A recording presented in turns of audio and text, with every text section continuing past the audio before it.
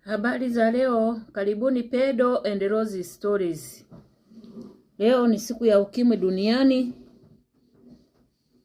Nimeona mimi kama mwelimishaji na muathirika ninayeishi na VVU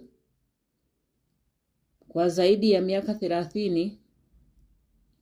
Nimeona nimshukuru Mwenyezi Mungu kwa njia ya kuwakumbuka wenzangu ambao wametangulia mbele ya haki.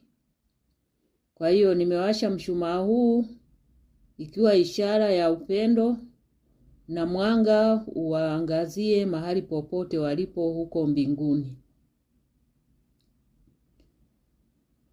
Miaka ya 80, miaka ya 90 kulikuwa hakuna dawa. Kwa hiyo kila aliyekuwa anagundulika na VVU basi alikuwa anapata changamoto za afya mpaka anapata magonjwa nyemelezi na mpaka anapoteza uhai, anakuja na develop AIDS, yani ukimwi. Kwa hiyo miaka ya 80, miaka ya 90 tumewapoteza watu wengi wapendwa. Tumewapoteza wapendwa wetu kwa ukimwi. Tumewapoteza majirani. Tumewapoteza marafiki. Tumepoteza ndugu. Tumepoteza wafanyakazi wenzetu.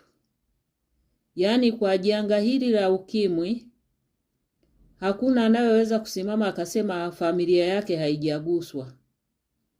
Ugonjwa huu umegusa kila kona, umegusa kila familia, umegusa familia zetu.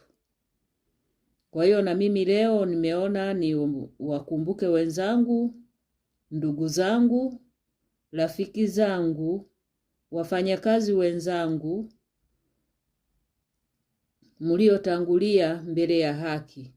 Hata majirani zangu mliotangulia mbele ya haki kutokana na ugonjwa wa ukimwi. Raha ya milele uwape Bwana, na mwanga wa milele uwaangazie.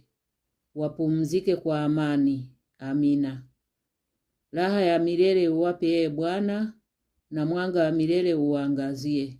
Wapumzike kwa amani. Amina. Raha ya milele uwape Bwana, na mwanga wa milele uwaangazie. Marehemu wetu wapumzike kwa amani. Amina.